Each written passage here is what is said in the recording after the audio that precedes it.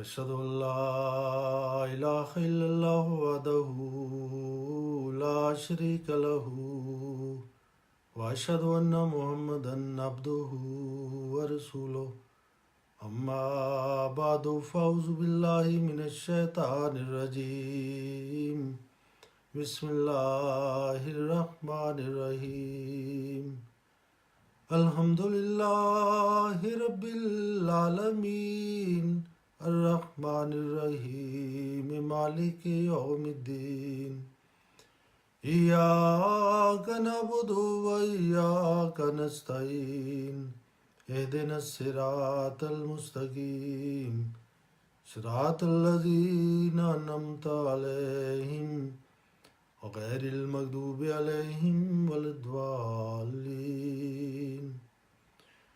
هو الذي بعث في الأميين رسولا منهم يتلو عليهم آياته ويزكيهم ويعلمهم الكتاب والحكمة وإن كانوا من قبل لفي ضلال مبين وآخرين منهم لما يلحقوا بهم وهو العزيز الحكيم ذلك فضل الله يؤتيه من يشاء والله ذو الفضل العظيم. Danas ja ću pričati vezane 23. mart. Ovo dan je vrlo bitan dan u istoriji Islama, zato što naš voljeni poslanik Hazrat Muhammad sallallahu alaihi wasallam on najavio kada muslimani se oslabi i kada oni budu daleko od Islama, i tada Allah će poslati jedan čovjek među muslimanima, a njegov zadatak je da on će opet dati duhovni život za Islam. Časni poslanik sallallahu alaihi wasallam jednom rekao, doće će vrijeme kada od Islama ništa više neće ostati nego njegovo ime, a od časnog Kurana ništa više nego njegovo pismo. Znači, muslimani će biti, ali samo po imenom.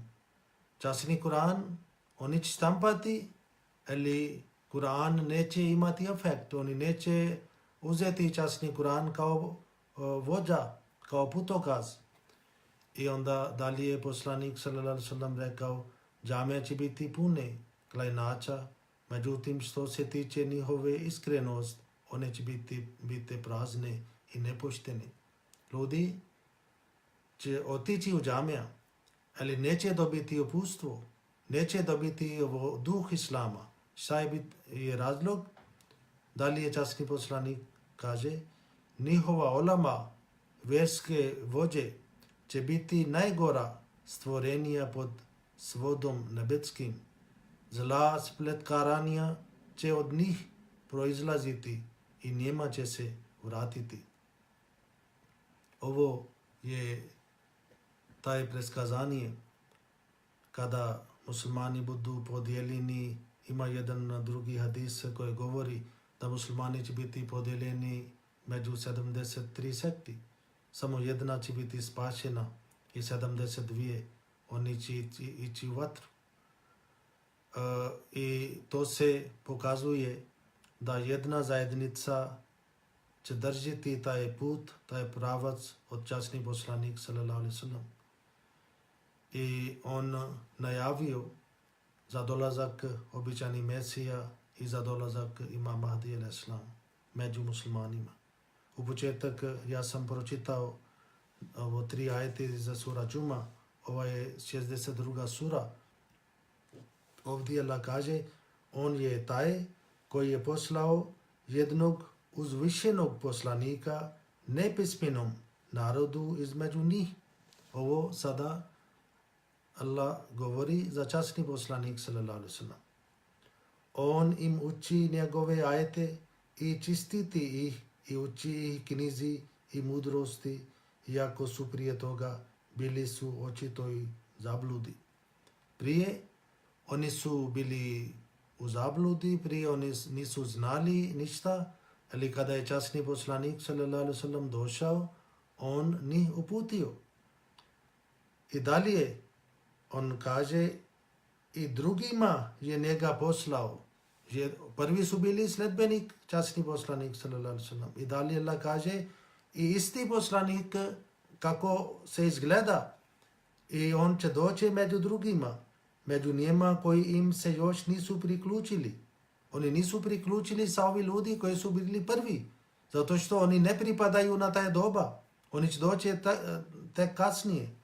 I on je moćni, mudri i onda kaže to je Allahova blagodat, on je daje kome on hoće. Allah je posjednik velike blagodati. I ljudi kada su čuli ovo predskazanje, ovo ajet iz Kurana, oni su mislili da je časni poslanik sallallahu alejhi ve sellem lično dolazi ponovo. I onda ima hadis koji se nalazi u Buhari. Hazret Abu Huraira radijallahu anhu je prenio.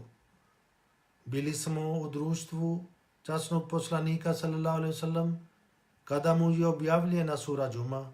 Sura sadrži sljedeći ajet وَآخَرِنَ مِنْهُمْ لَمَّا يَلْحَقُوا بِهِمْ. Oni koji dolazi kasnije, koji im se još nisu priključali. Neko pitao o Allahov poslaniče, ko su ti ljudi? Časni poslanik sallallahu alejhi ve sellem nije odgovorio na ovo pitanje. Čovjek ponovio svoje pitanje 3 puta. Kada poslanik sallallahu alejhi ve sellem nije znao za neki stvar, on čekao za objava. A među vrijeme on primi objava, onda on dadne odgovor. Inače, nije bio potrebno da čovjek stavi ista pitanje 3 puta. I časni poslanik sallallahu alejhi ve sellem tada, poslije 3 puta kada je čovjek pitao, on položi ruku na, u to vrijeme čovjek ponovio svoje pitanje 3 puta. U to vrijeme je među nama bio i Salman od Perzije. Časni poslanik položi ruku za njega i reče, čak kada bi vjera sa ovog svijeta u potpunosti iščezla, bit će neko licina od njegovi ljudi koji će za na zemlji ponovo uspostaviti vjeru. I ovdje je vrlo jasno poslanik sallallahu alejhi ve sellem uzio čovjek koji nije bio Arab i onda on odgovorio na kratko za svih moguće pitanje. Na primjer, može bude pitanje da li o poslaniče hoćete vi dolazite lično? On kaže ja neću, neki drugi čovjek dolazi. Možda bi bio pitanje da li vi dolazite među Arapima ili ne Arapima. Poslanik kaže taj čovjek će doći među ne Arapima.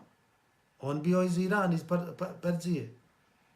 I još jedan pitanje bio moguće kada je vjera završena, da li je opet potreba da dođe neko. Poslanik sallallahu alejhi ve sellem kaže jeste, vjera je završena, ali ljudi nisu završeni, zato je potrebno da dođe neko, da opet dadne život. I onda još pitanje bio moguće kada dolazi. Poslanik kaže kada vjera će nestati.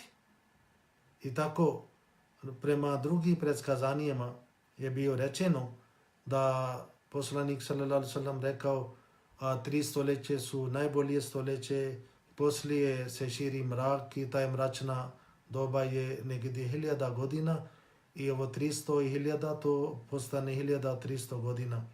I poslije toga treba da se pojavi taj čovjek. I Hazret Mirza Ghulam Ahmad al-Islam, on je osnivao ova zajednica 23. mart u 1889. godine u malo mjesto u Kadian u Indiji. I onda on tvrdio i rekao ja sam taj čovjek, Allah mene poslao za vas.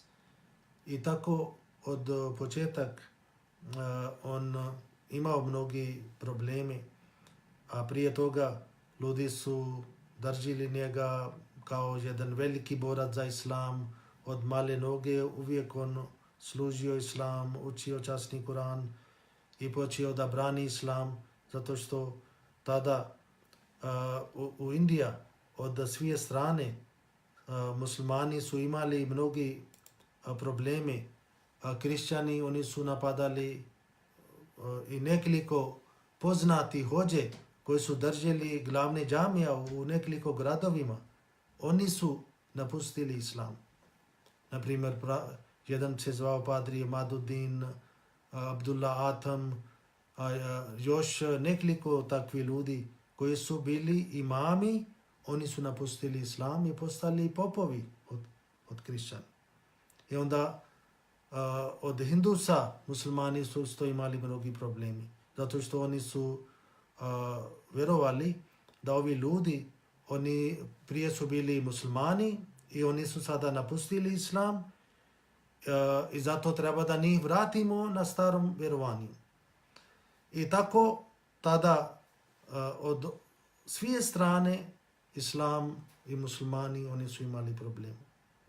A Hazrat Mirza Ghulam Ahmad alaih salam, on počeo da brani islam sa argumentima. I uvijek Allah njega podario pobjeda kad god on vodio debata sa kršćanima, sa hindusima, i zato što on uvijek njih dao odgovor od njihove knjige.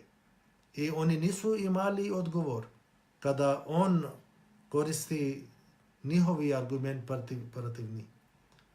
I tada muslimani, oni su smatrali kao da oni su dobili jedan veliki borac, veliki šampion za islam. I neki su čak pisali, poslije Muhammad sallallahu alaihi wasallam do dan danas nema ni jedan čovjek i on branio islam kako je Mirza Ghulam Ahmad alaih salam on branio islam.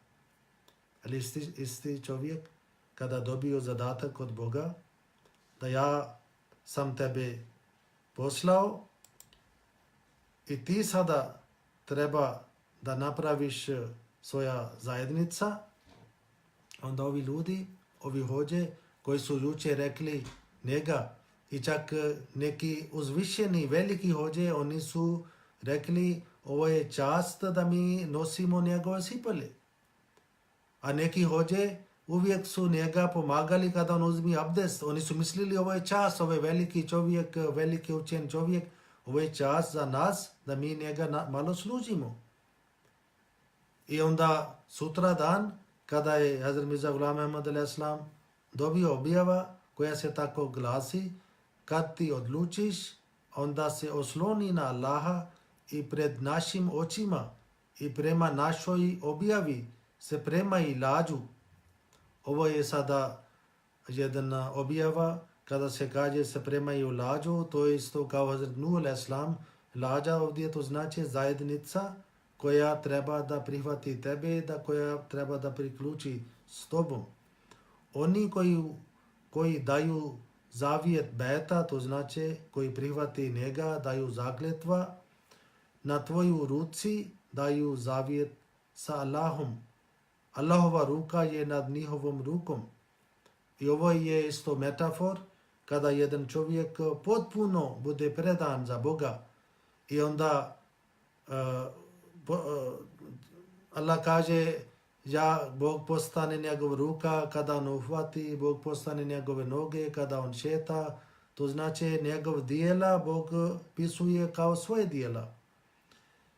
I tako Hazrat Mirza Ghulam Ahmad alaih salam koji je bio poznata osoba tada i neki ljudi su njega molili da treba da oni uzmeju zakljetva na njegove ruke. Ali on rekao Bog mene nije dozvolio i kada je Bog dozvolio i kada je on dobio naredba, onda on počeo da prihvati ljudi i onda on uvijek savjetovao ovi ljudi prvi dan, 23. mart 1889. godine, su prihvatili 40 ljudi. Hazrat Maulvi Nuruddin radijallahu ta'ala anhu, koji je kasnije postao njegova halifa, on bio prvi među svima i na isto vrijeme počeli su pobožni ljudi da njega prihvati, zato što oni su znali da ovo je sada doba kada treba da pojavi običajni Mesija Imam Mahdi.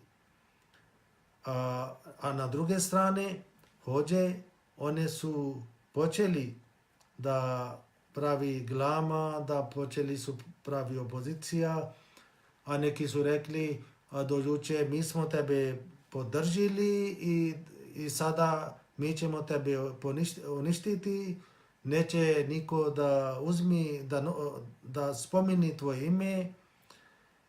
Ali prije neki učeni ljudi, oni su već napisali kada pojavi Imam Mahdi, tada hođe će biti njegove najgore neprijatelji. Hazrat Muhyiddin ibn Arabi piše u svojoj knjizi Al-Futuhate al-Makija, kaže kada se pojavi Imam Mahdi, njegovi otvoreni neprijatelji će ponajviše biti vjerski učenjaci.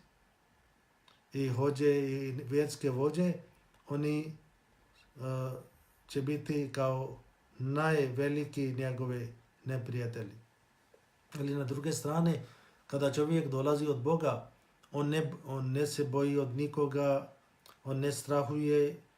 Svaki poslanik bude sam i njegovi narod, svi onda podignu protiv njega, ali on ne boji.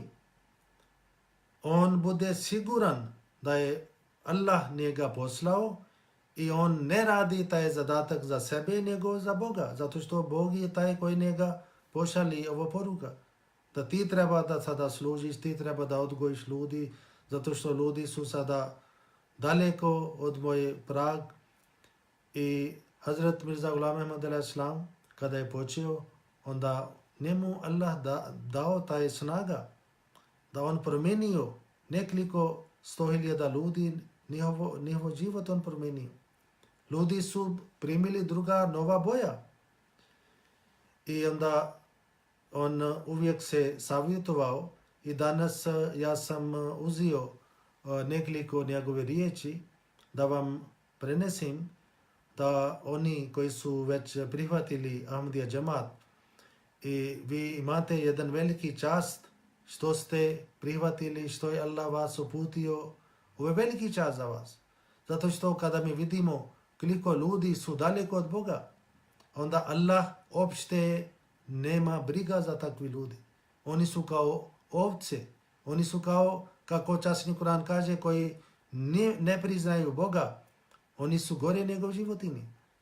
Onda Allah nema nikakva briga za tih ljudi koji nemaju briga za Boga, koji ne slušaju njegova naredba. Ali oni koji prihvati Boga, koji pokoravaju Boga i njegov poslanika, onda Allah sigurno ima briga za njih.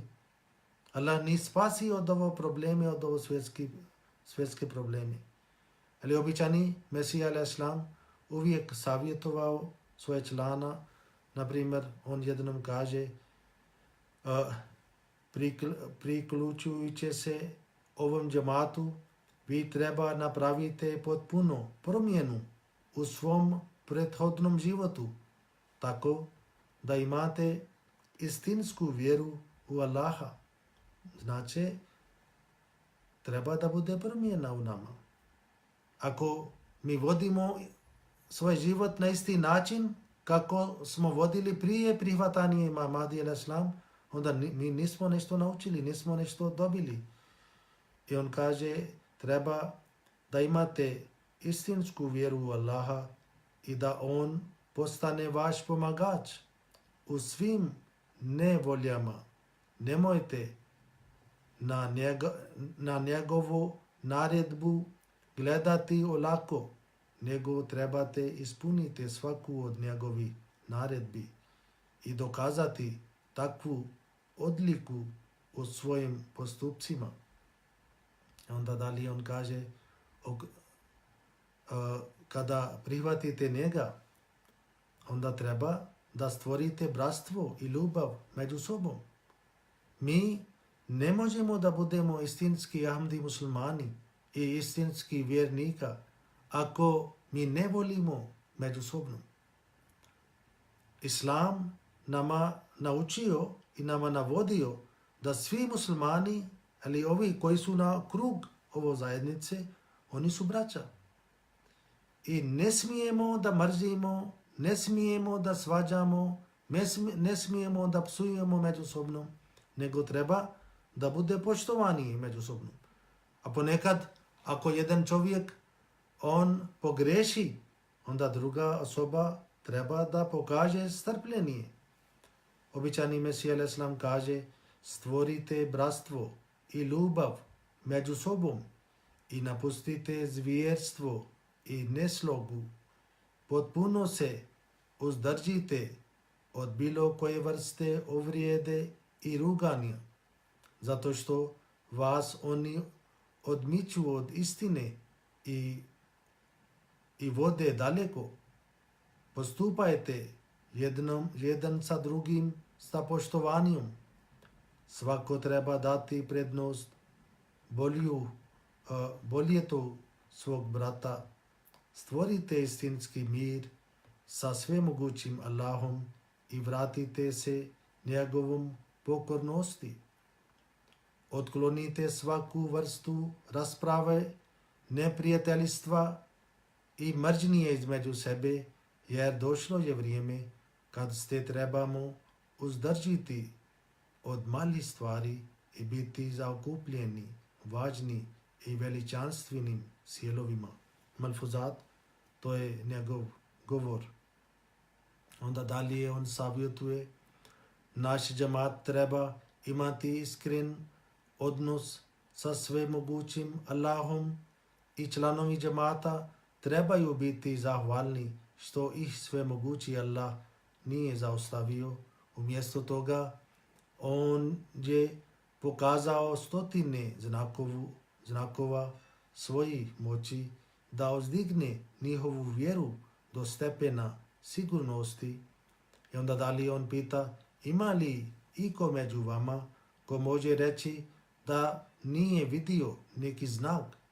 Ja tvrdim da nema čak ni jednog koji je imao priliku biti u mom društvu, a da ipak ne vidi novi znak od Allaha svojim vlastitim očima. Ovo je ono što naš džemat treba, da njihova vjera bude uvećana. Trebaju imati istinsku sigurnost i razumivanje Allaha. Ne smiju biti lijeni ili nemarni prema dobrim dijelima. Ako je neko lijen i teško može čak uzeti abdest, kako se može očekivati da će on klanjati tahadžud? To znači, on kaže da vi kada ste prihvatili mene, onda treba da imate potpuno promjene. Mi treba da budemo redovni u namaz i ne smijemo da pustimo bilo koja dobro djela da ne radimo. I onda koliko veliki broj ljudi na ovo doba, oni su prihvatili Imam Mahdi alaih salam i oni su promijenili sebe. Do dan danas mi čujemo kada naš Hazur, Hazrat Mirza Masroor Ahmad, on drži govor tokom dželsa ili neki razne prilike, onda on govori nekoliko ljudi koji iz Afrike, iz raznih mjesta, oni imaju istinski snova, oni dobivaju Božju poruka, oni daju financijski žrtvovanje i onda kako Allah ispuni njihove potrebe. To su sve stvari i postoji do dan danas. Zato Imam Mahdi alaih salam rekao, naš Bog je živ Bog. On je isti Bog kako je on bio prije 1400 godina ili 5000 ili milijuna godina. On sluša sada isto kako je on slušao prije. On odgovori molitva kada je iskren čovjek, on moli od Allaha. Allah dadne odgovor danas isto kako je on odgovorio prije. I onda običani Mesija a.s. rekao kako je ovo duhovna revolucija koja je napromenio mnogi ljudi. On kaže, ja proglašavam pod zakletvom da ima bar 100.000 ljudi u moju zajednici koji su povjerovali u mene sa najvećim iskrenošću svog srca. Oni čine dobra djela i nakon što mi čuju, oni su dirnuti do suza.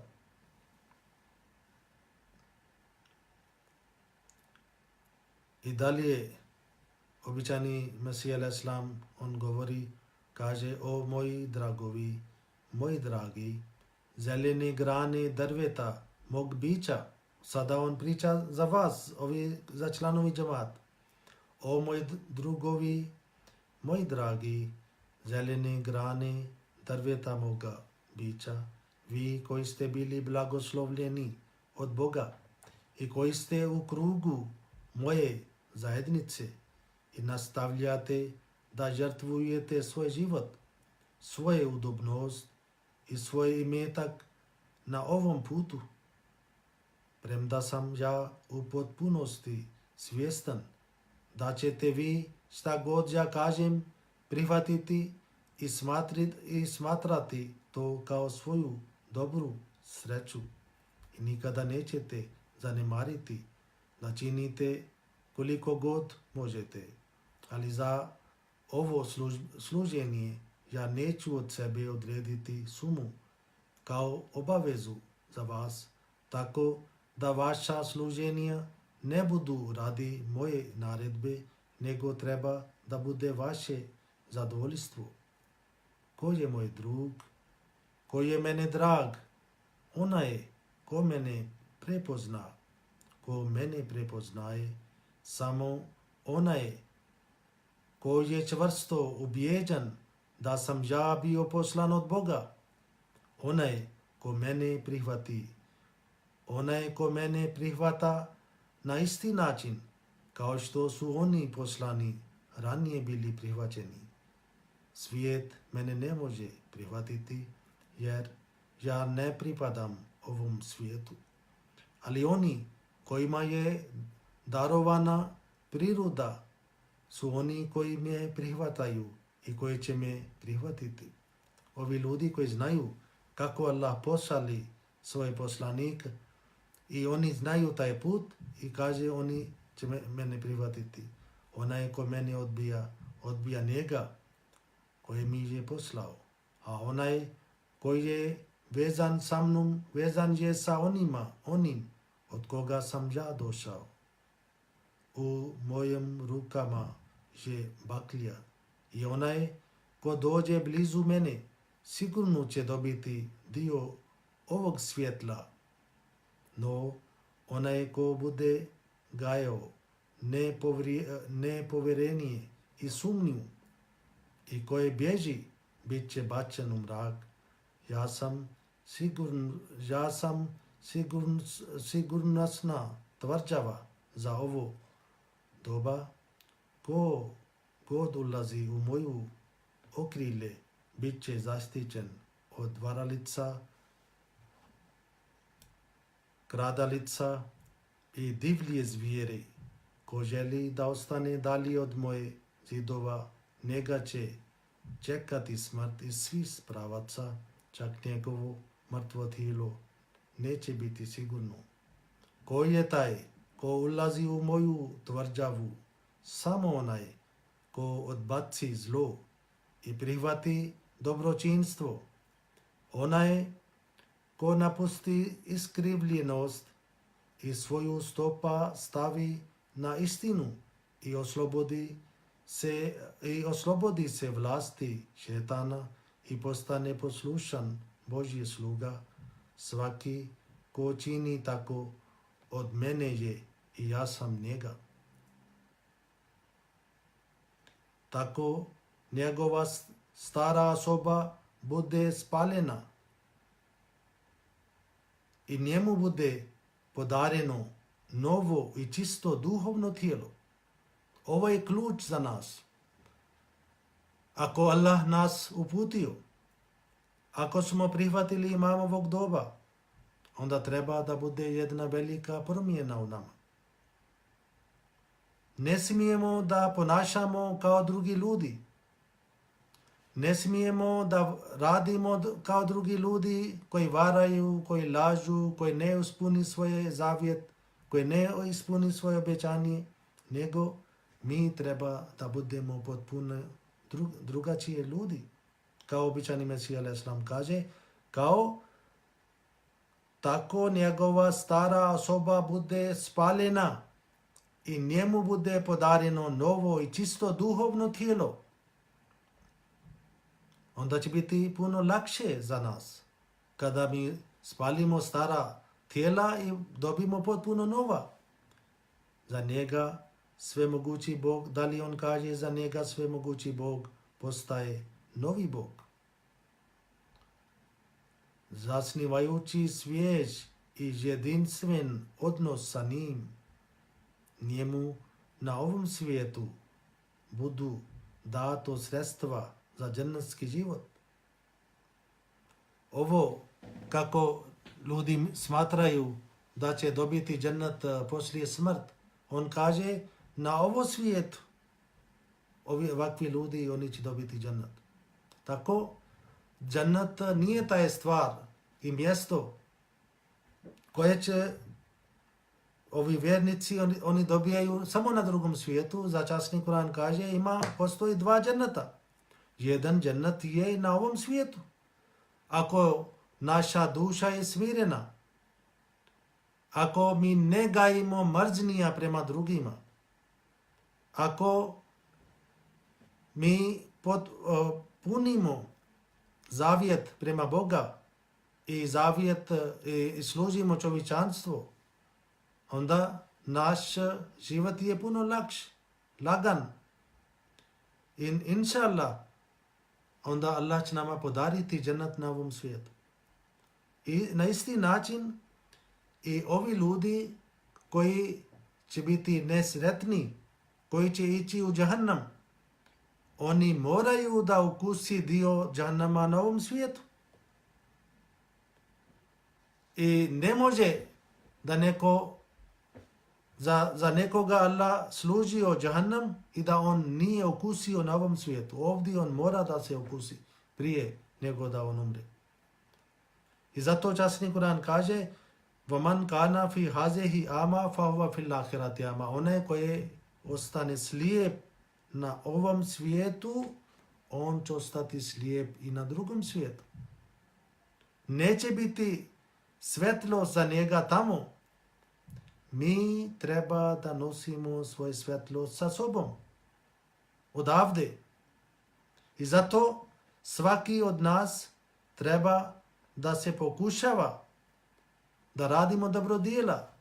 Naprimjer, u naš džemat mi smo svjesni koliko u širom svijetu, koliko mi imamo planove, koliko se gradi džamija, mjesta za obožavanje. I ovo naši obični ljudi, oni to žrtvovaju.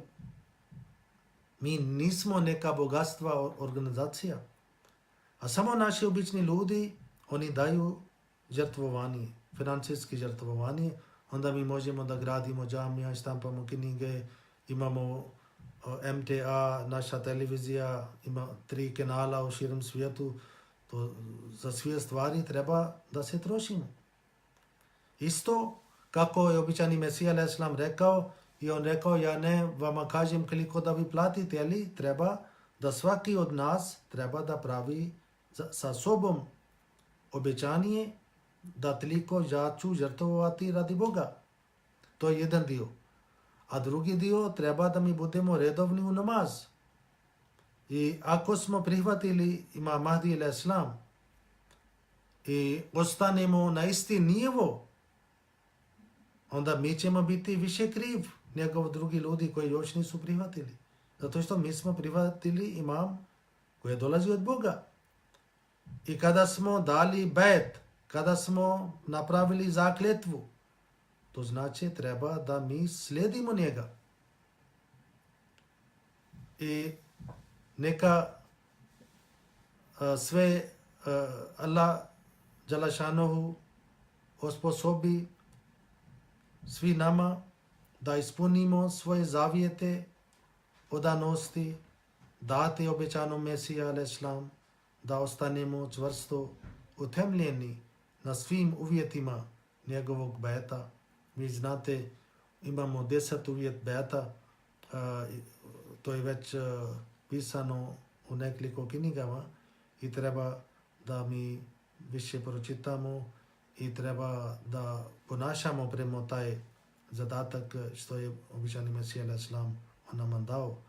Da postaju, ovi su uvjeti njegovi beta, da postupajući po njegovim učenjima učini naše živote sličnim džennetu i da budemo upisani kao nasljednici dženneta budućeg svijeta, da nam svemogući Allah pomogne.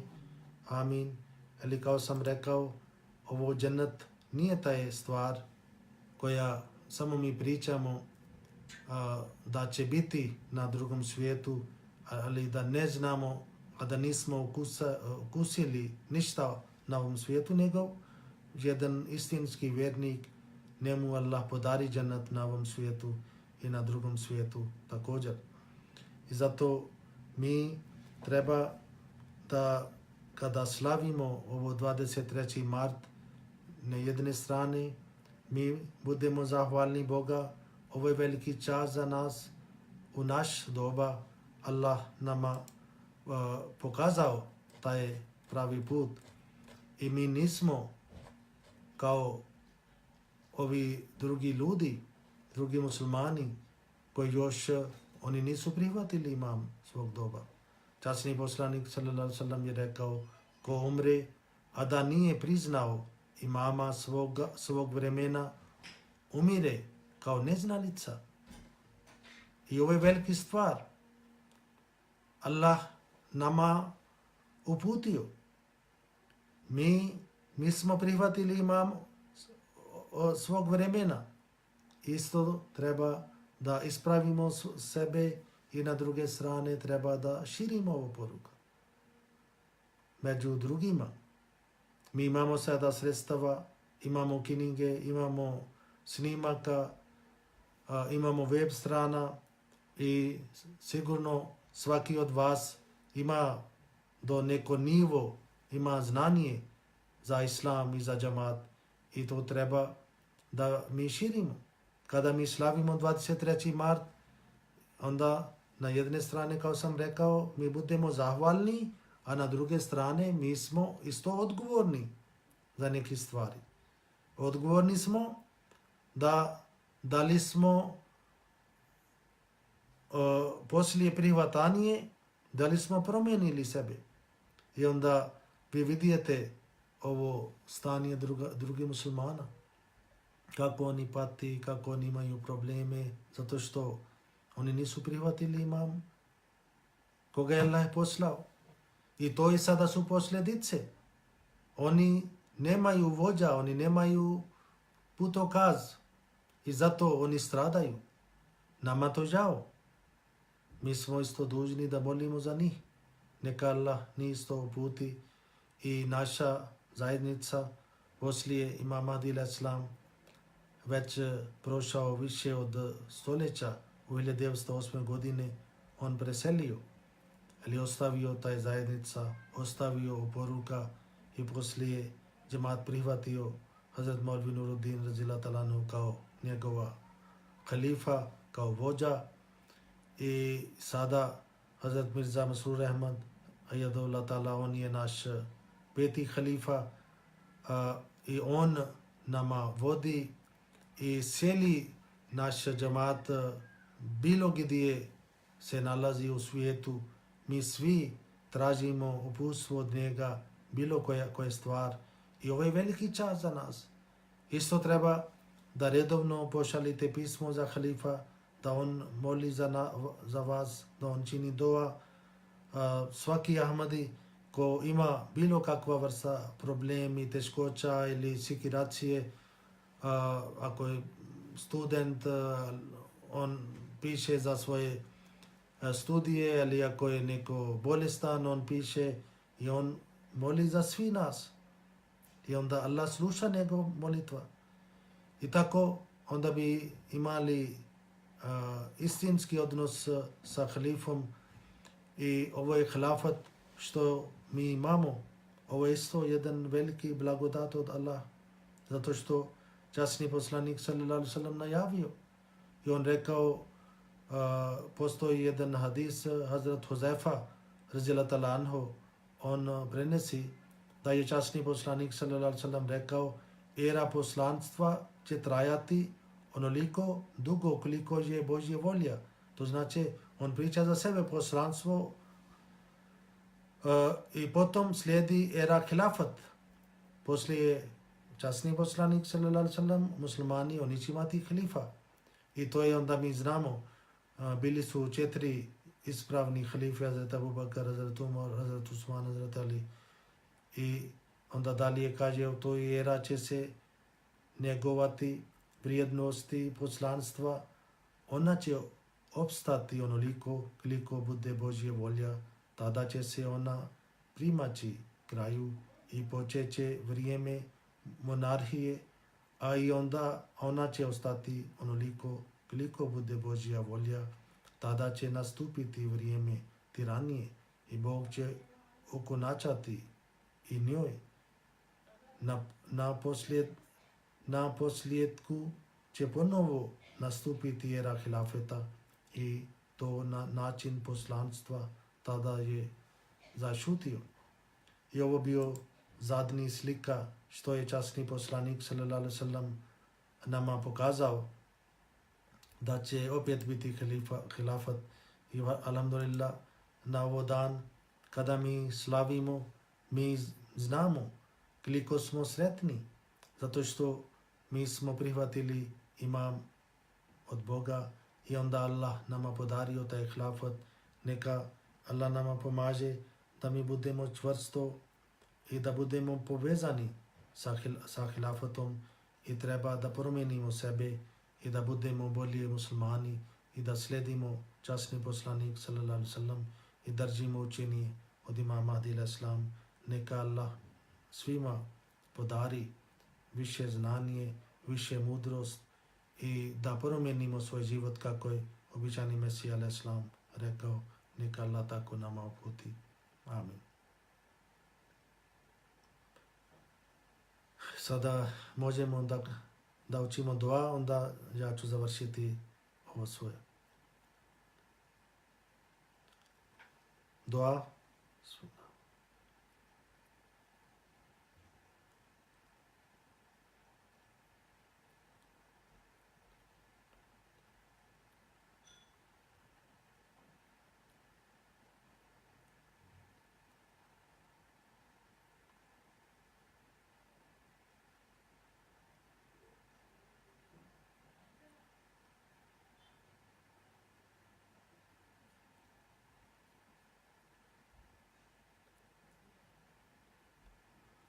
Allahumma amin.